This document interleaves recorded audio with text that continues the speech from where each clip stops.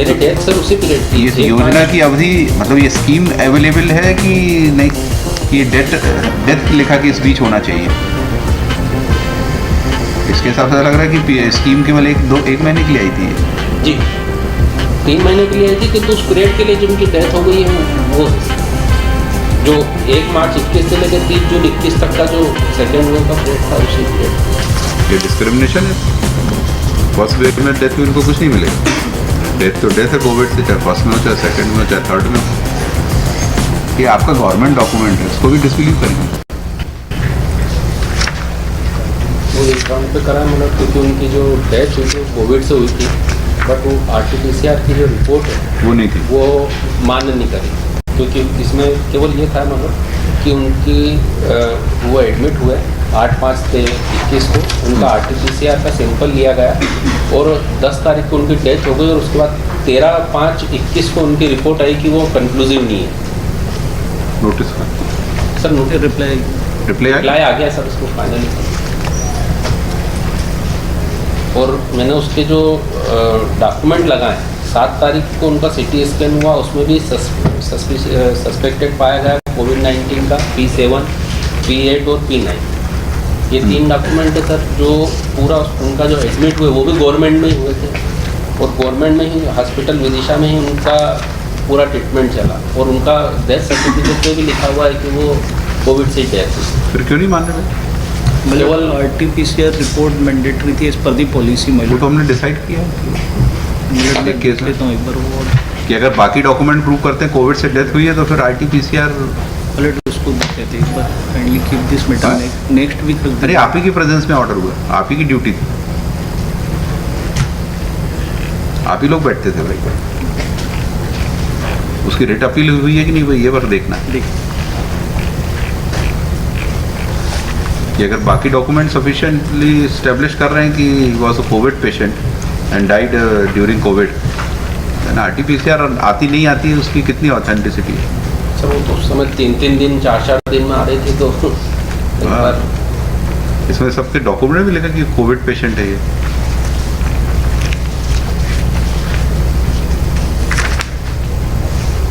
Cause of death क्या लिखी इसमें सर? पेज 36 वही लिखी है सर, कोविड। आप उसका जो मैंने P8 पेश करा सर, उसका पूरा देखो पेज नंबर 25 से लिखा तो है इसमें कोविड-19 ड्यू टू पूरा लिखा एज ऑफ कॉन्सिक्वेंस ऑफ। फिर then what is the problem? आपका गवर्नमेंट हॉस्पिटल ही सर्टिफाइड गवर्नमेंट है ना? गवर्नमेंट। कौन सा रिजेक्शन ऑर्डर? सर P3 और P5 12 और 14।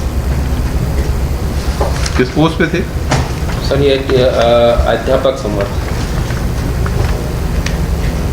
सर। उसके अंदर हुआ क्या? बट ये तो सब छुट्टी पे थे अध्यापक संवर्ग जी। कोरोना में छुट्टी पे थे, कोई ड्यूटी तो की नहीं। सर वो वारियर वाली अलग है, वो स्कीम में नहीं है, ये 50 लाख वाली स्कीम में नहीं आई, किंतु ये जो अनुकंपा नियुक्ति जो कोविड से जिनकी डेथ हुई, जो R1 लगाया उसमें मिलेगी। R1 जी, R1 जो इनकी पॉलिसी है उसमें इनको मिलेगी। वो कोरियर वाला जो कोविड वॉरियर्स वाली उसमें नहीं जाएगी, वो स्कीम नहीं है, उसी में लिखा स्कीम नहीं सकती है। जो इसका लाभ मिलेगा उनको उसका लाभ नहीं मिलेगा। जिन परिवार को मुख्यमंत्री कोरोना योद्धा योजना में 50 लाख प्राप्त की प्राप्त है, उन्हें इस योजना का लाभ नहीं दिया जाएगा। तो मेरा तो इस योजना में लाभ है, उस वाली में वो तो सब डॉक्टर्स वगैरह के लिए थी जो फर्स्ट लोग थे। तो आपको तो नॉर्मल पॉलिसी में भी मिल सकता है सर? नॉर्मल पॉलिसी में भी इसमें सर तत्काल मिल जाएगा। उसके लिए कह रहे हैं कि जब पद रिक्त होगा जब देंगे। वो P3 में ही लिखा है। R2 का सर P3 में ही लिखा हुआ है। R2 का लेटर है, इनको पॉलिसी में कंसिडर किया। R2 में वर्तमान में पद रिक्त नहीं होने के कारण उनके पर नियुक्ति दी जाना संभव नहीं है। उसमें सर मेरे साथ हो ये रहा है कि सर एक तो लेडीज़ है और उसकी एक डॉटर है, वो हैंडीकैप्ड है, और इसके जो सास ससुर उनकी भी कोविड में डेथ हो गई। तो अब कोई है भी नहीं सर सर्वाइव।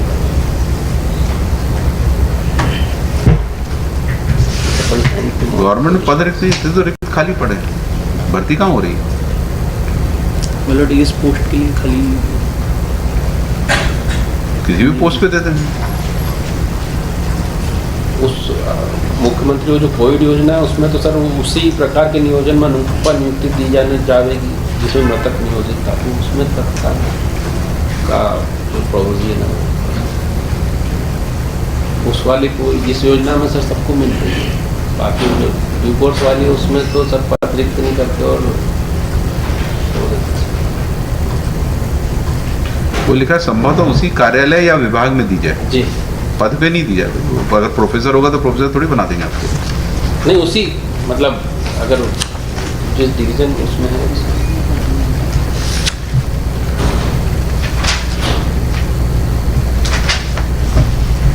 वर्ग 2 या वर्ग 4 पे दी जाएगी। जी क्वालिफिकेशन क्या है? क्वालिफाई है सर ये क्लास 3 के लिए 12th पास है सर। 12th पास में क्लास 2 थोड़ी मिलता है। नहीं सर मैंने क्लास 3 के लिए कहा है। डेट ऑफ डेथ क्या है? डेट ऑफ डेथ मतलब 10/5/21 10/5/21। P9 page 30। ये इसमें P5 लिखा है, यह योजना 1 मार्च 21 से लागू होगी और 30 जून 21 तक लागू रहेगी। जी स्कीम तो ये डेट ऑफ स्कीम है कि डेथ पीरियड लिखा है? Page 10 of return. तो स्कीम तो इतने दिन के लिए पर अवेलेबल थी। तो सर मेरा उसी समय उसी पीरियड का तो है सर, मेरा डेथ जो है उसी पीरियड की है। पश्चात परंतु कोविड-19 पॉजिटिव होने के 60 दिन के भीतर हो जाती तब भी जी मेरी डेथ सर उसी पीरियड की। ये योजना की अवधि मतलब ये स्कीम अवेलेबल है कि नहीं कि ये डेथ लिखा कि इस बीच होना चाहिए? इसके हिसाब से लग रहा है कि स्कीम केवल 1 महीने के लिए आई थी ये। जी 3 महीने के लिए आई थी, किंतु उस पीरियड के लिए जिनकी डेथ हो गई है वो है सर जो 1 मार्च 21 से लेकर 30 जून 21 तक का जो सेकेंड वेव का पीरियड था उसी पीरियड के। और मेरी जो डेथ हुई है वो 10/5/21 को है सर। नहीं वो तो उस पीरियड में है। जी 1 मार्च 21 के पहले भी तो कोविड था सर था, किंतु ये पॉलिसी केवल इस पीरियड के लिए थी जिनकी ऐसा क्यों? सेकेंड वेव वाली सेकेंड वेव की पॉलिसी है ये। डिस्क्रिमिनेशन है। फर्स्ट वेव में डेथ उनको कुछ नहीं मिलेगा।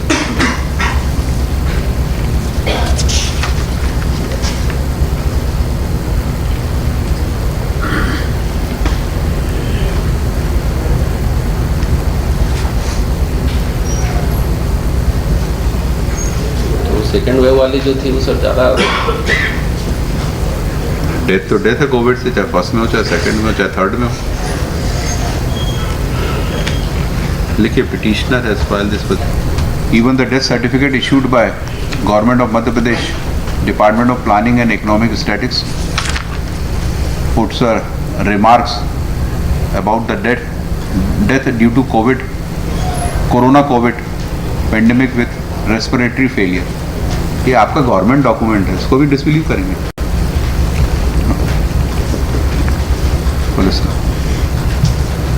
In these 2 documents, there is no iota of doubt that the husband of the petitioner died due to the corona COVID. Therefore, even if the RT-PCR report is not there on record, she has wrongly been denied the compassionate appointment. And the petition is allowed. Order so and so is quashed. Order के 2 date है sir, एक 7/2/22 था। दोनों कर। The petitioner be provided a compassionate appointment under the said policy I hope within 30 days. Next. Number 12.